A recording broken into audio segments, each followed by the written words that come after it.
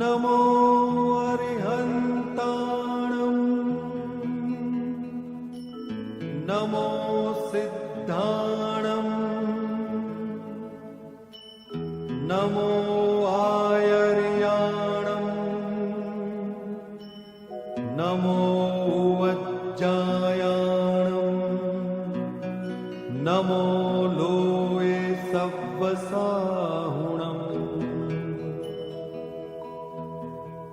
एसो पंच नमुक्कारो सर्वपावपणासनो मंगलाणं च सव्वेसिं परमं हवै मंगलम्।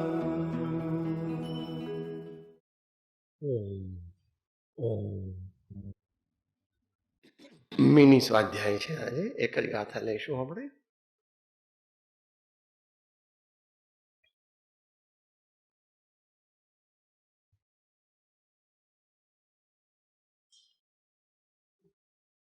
આત્મ ભાવન ભાવતા જીવ લહે કેવળ જ્ઞાન રે.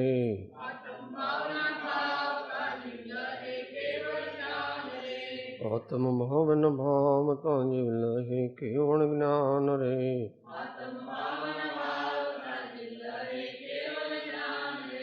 આત્મ ભાવન ભાવતા જીવ લહે કેવળ જ્ઞાન રે. આત્મ ભાવન ભાવતા જીવ લહે કેવળ જ્ઞાન રે. આત્મ ભાવન ભાવતા જીવ લહે કેવળ જ્ઞાન રે.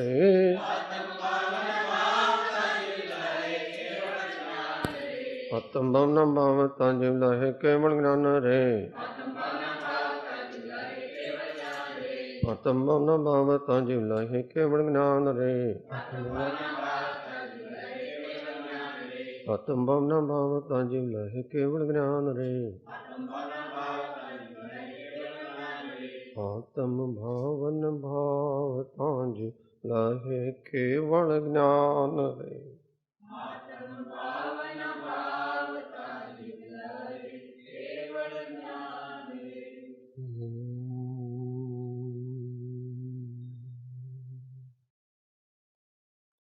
ओंकारं बिंदु संयुक्तं नित्यं ध्यायन्ति योगिनः कामदं मोक्षदं चैव.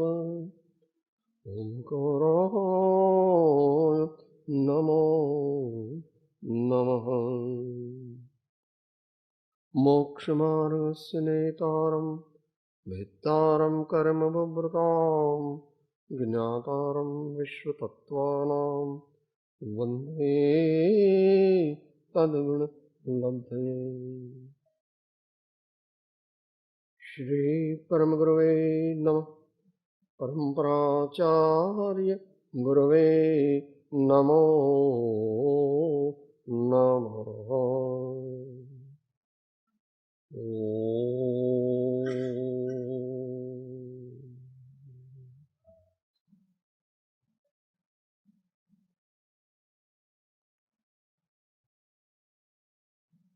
સ્વાધ્યાયમાં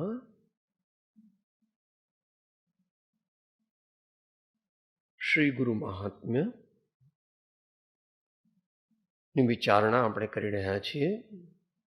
તેમાં ગઈ વખતે આપણે 33મી ગાથા પૂરી કરી હતી. हाँ देखो हैबिट का कैसा कमाल है. That is why great men say always form good habits. Repeat an act and you form a habit. And collect several habits and you form a character. And the end result of the character is destiny.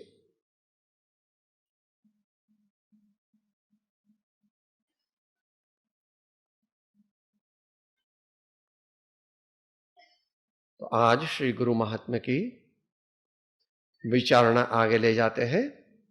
उसमें गई दफा 33 गाथा तक हुआ था. आज 34वीं गाथा संक्षेप में विचारेंगे। एक एक लिटी दोहराएंगे।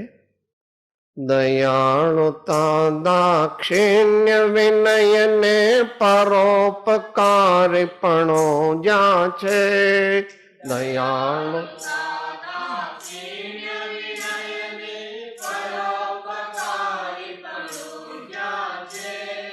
हित मित प्रिय भाषण आ सर्वे लक्षण श्री सदगुरु नाचे। हित मित प्रिय भाषण आ सर्वे लक्षण श्री सदगुरु नाचे। ऐसे तो सदगुरु के इतने लक्षण हैं कि हमारी बुद्धि में भी नहीं आ सकता और हमारे ख्यालात में भी नहीं आ सकता।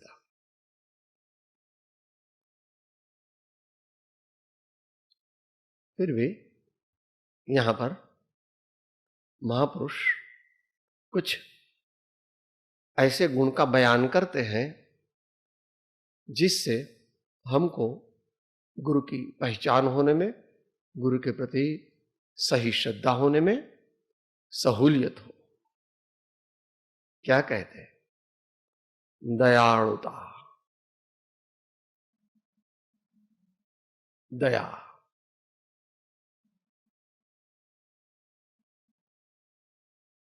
किसी जीव के प्रति विषम भाव न हो, किसी जीव का मन से, वचन से, काया से, बुद्धि पूर्वक हम नुकसान न करें, उनको दुख न देवे, ऐसी गुरुओं की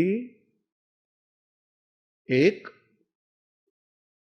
अमीट परंपरा चली आई है, विशेष रूप से भारत देश में। और भगवान महावीर की परंपरा में तो श्री गुरु का प्रथम गुण ही अहिंसा महाव्रत है, जो कि दया की अलग दूसरी पर्याय है।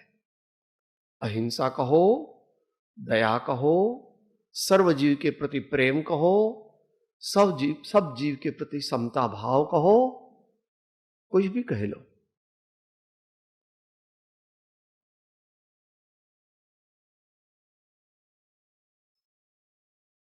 आचार्यों ने तो बहुत सूक्ष्मता से इसका बयान किया है। यहां पर वो अपना विषय नहीं है, यहां तो सिर्फ गुरुओं के गुणों के माध्यम से दयालुता का वर्णन या दयालुता की समझ करने की कोशिश की जा रही है।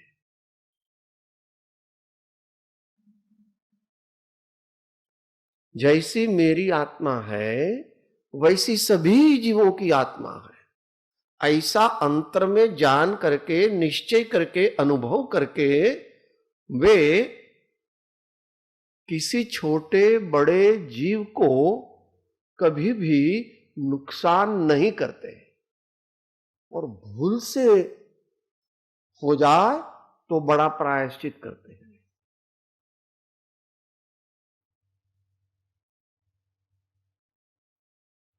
वे जो दयालुता या अहिंसा का जो व्रत पालते हैं उसको महाव्रत कहते हैं। आत्यंतिक दयालु, आत्यंतिक दयालु, वो समझना भी कठिन है।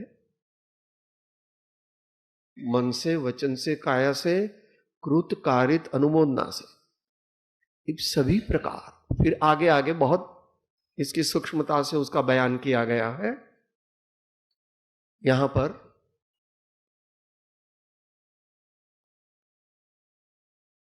बोलेंगे, अपन दोहराएंगे। I will not hurt any creature either with the medium of body or with the medium of speech or with the medium of mind or with the medium of intention। ऐसे महापुरुष जो हमारे ख्यालात में नहीं आ सकते, नीति राय दया क्षमा धर्मुनि कोटि करो वंदना। नीति राय दया क्षमा धर्मुनि कोटि करो वंदना।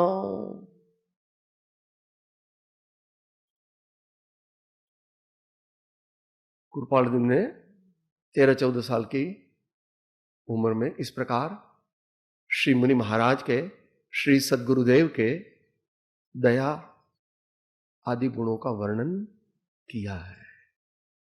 सो दयालुता। वेदांत परंपरा में उसको सर्वात्म भाव से उसकी साधना बताई गई है। जो अपन ग्राम्य भाषा में बोलते हैं, मोमे रोम तोमे रोम ज्यों देखूं त्यों रोम ही रोम। मोमे रोम तोमे रोम ज्यों देखूं त्यों रोम ही रोम। मोमे रोम तोमे रोम ज्यों देखूं त्यों।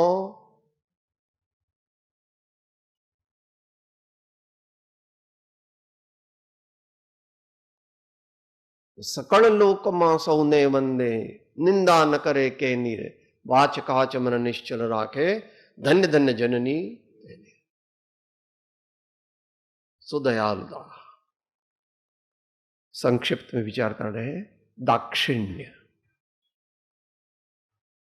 Expertise in almost in several fields in life. Expertise in several fields of life. उसका दाक्षिण्य।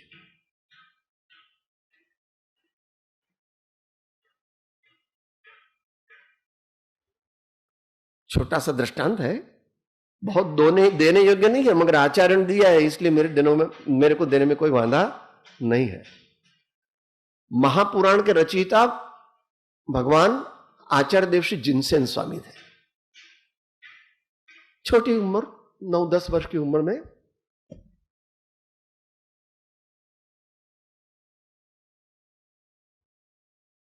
जिन राजा को उन्होंने राज्य दिलवाया व्यवहार से, जो कि विजयनगर का साम्राज्य 450 साल तक चला,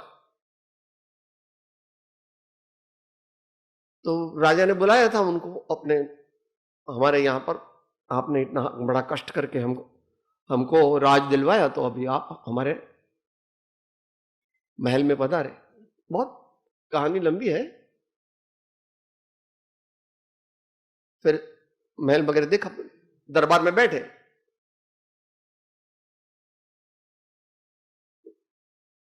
कोई पंडितों ने ऐसा कुछ षड्यंत्र रचा कि आज महाराज अब मैं ना राजा को ये बता दे कि महाराज को तो वो चारों पुरुषार्थ के ज्ञाता नहीं है, धर्म, अर्थ, काम और मोक्ष। महाराज ने पूछा, ये सब जो आर्किटेक्ट, अप्सराएं, ये कितने प्रकार के फूल फल वगैरह का यहां पर स्कल्पचर प्रेजेंटेशन किया है, उसमें आपको क्या मालूम पड़ेगा? आप तो रहे बाल ब्रह्मचारी। हाँ ठीक है, आपको तो कुछ ब्रह्मचर्य के बारे में मालूम नहीं है। क्या बात? नहीं महाराज, आपको तो ज्ञान होना चाहिए। ठीक है, दरबारी लोग सब, आपको बताना ही पड़ेगा, आपको बताना ही पड़ेगा। महाराज ने कहा, महाराज आप लोग कोई सुन नहीं सकेंगे, आप में से कोई भी इधर बैठेगा नहीं। उन्होंने तो इंट्रोडक्शन किया और सब पांव पड़ गए। काम रूप की पुरुषार्थ अगले अवधि भव का अवधि ज्ञान से सब वे भी महाराजा थे। सब उठ के पांव पड़ गए, साहब बस करो, नहीं बोलना। दाक्षिण्य की बात चल रही है, एक्सपर्ट इन एवरीथिंग। हम लोग को क्या है, ये लोग क्या, ये खाना नहीं मिलता तो ऐसे घर से बाहर निकल पड़े और बोझ पड़ गए सोसाइटी पर, ये लोग बोझ है। वर्तमान काल में आचार्य इधर अरिहंत का काम कर रहे हैं।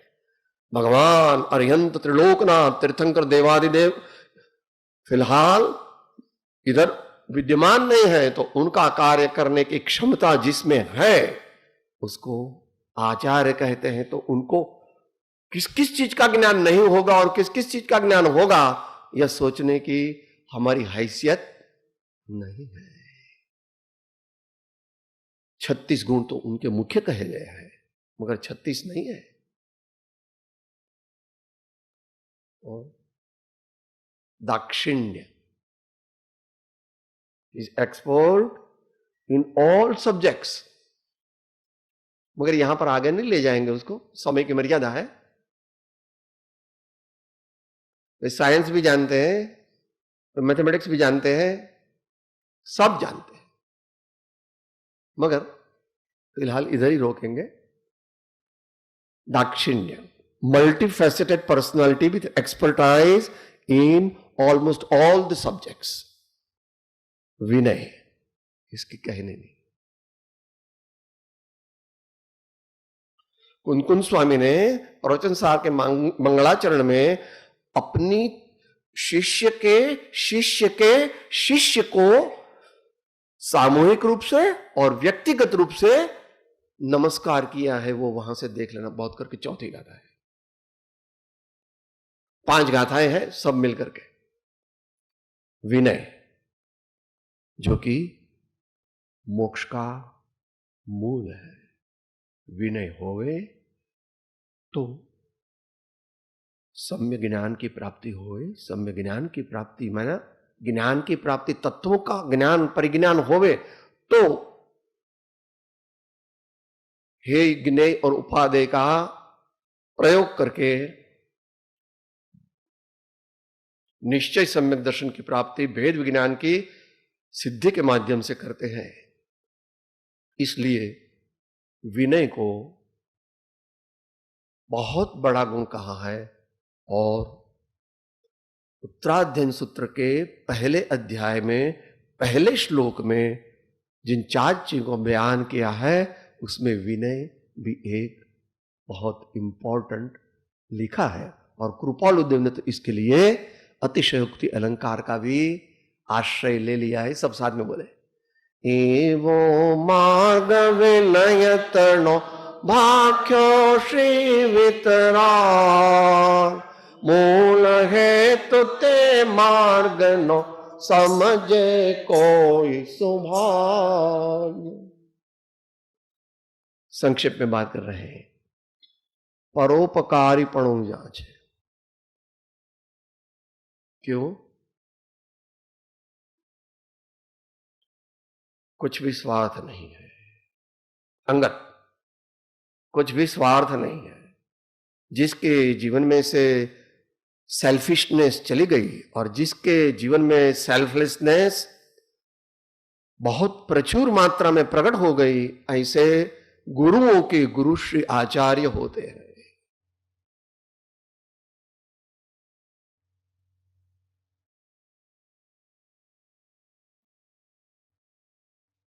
संत परंपरा में इसका बहुत बड़ा महात्म्य बताया है। कबीर जी, नानक जी, सभी ने।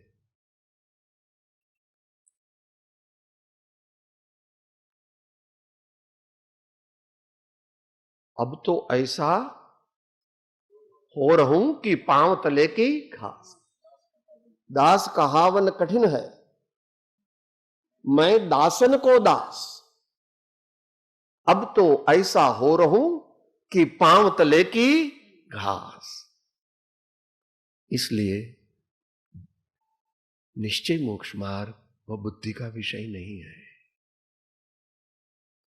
बुद्धि को गौण जब की जाएगी, और जैसा कृपालुदेव ने कहा है, मारा धाकड़े धाकड़ तने मान्य हो तो ज हे सत्पुरुष मारी इच्छा कर दे।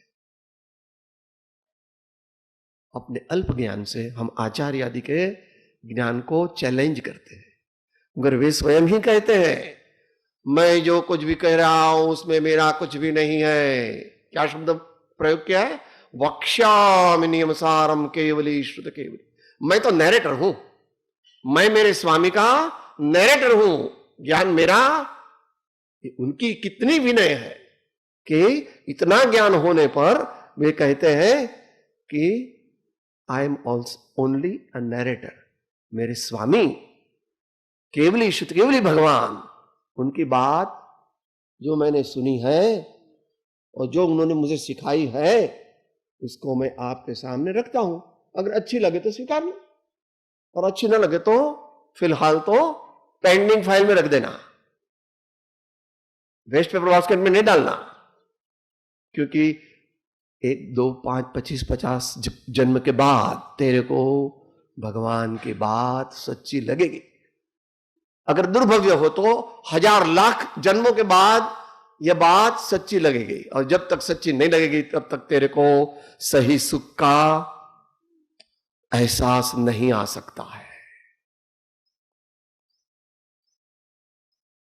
हित मित प्रिय भाषण या सर्वे लक्षण श्री सदगुरु नाचे। वो परोपकारी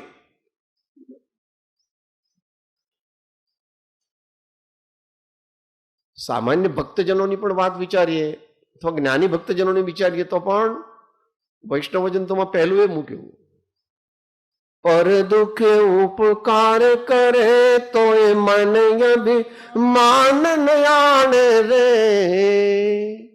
सामान्य मोक्ष से लेकर के सेवा धर्मो परम गहनो योगी नाम अप्यगम्यम, सेवा धर्मो परम गहनो योगी नाम अप्यगम्यम।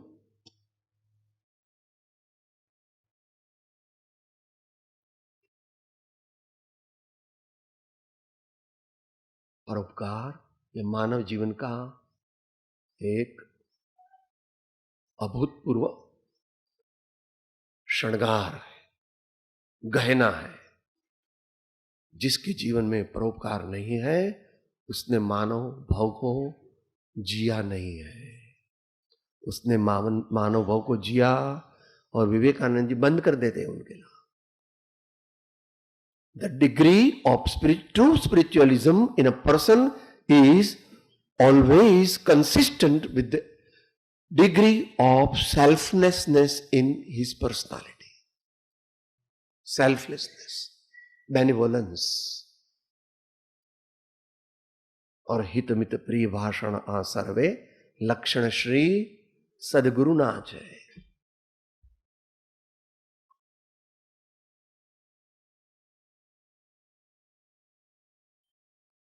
सब गुरुओं के गुरु तीर्थंकर होते हैं। जब इनकी वाणी खिलती है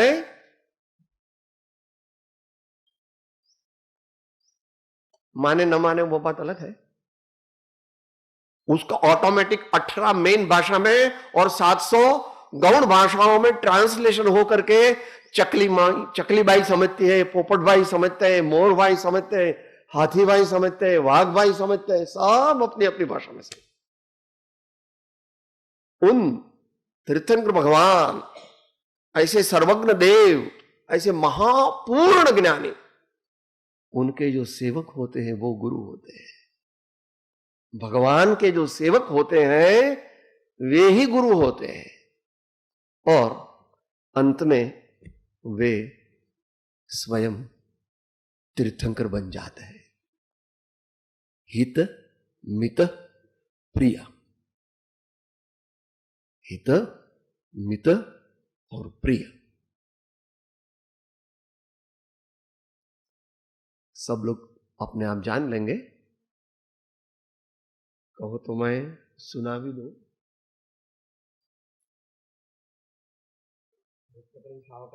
वहां है भैया के वहां ले गए छोटी वाला नहीं ले गए। हाँ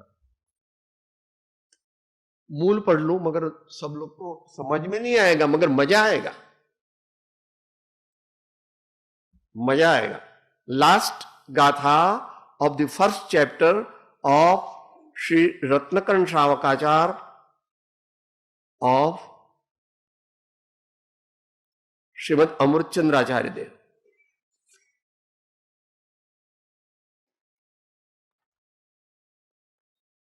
The number is 41.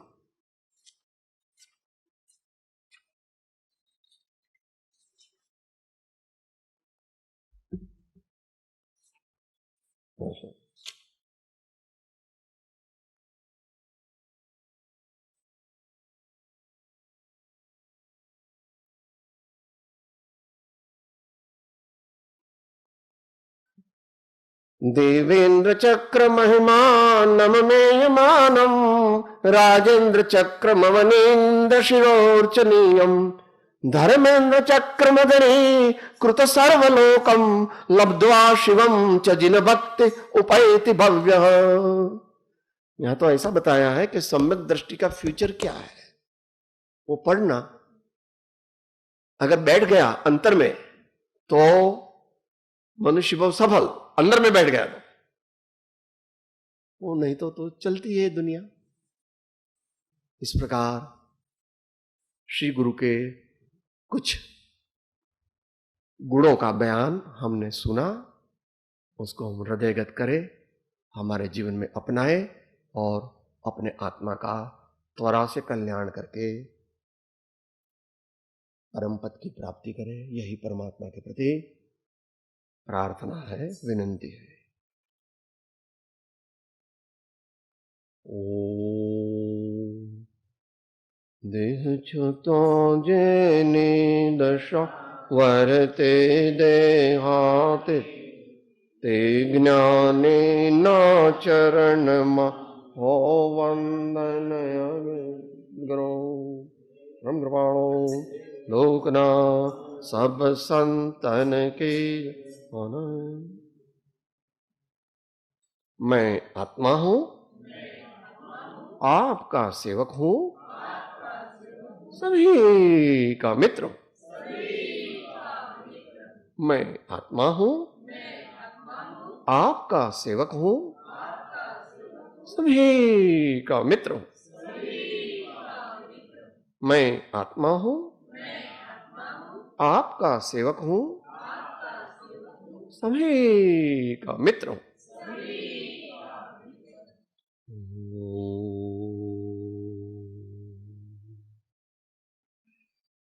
जय सद्गुरुवंदना, जय जिनेन्द्र, जय सद्गुरुवंदना, जय जिनेन्द्र, जय सद्गुरुवंदना। ओम शांति।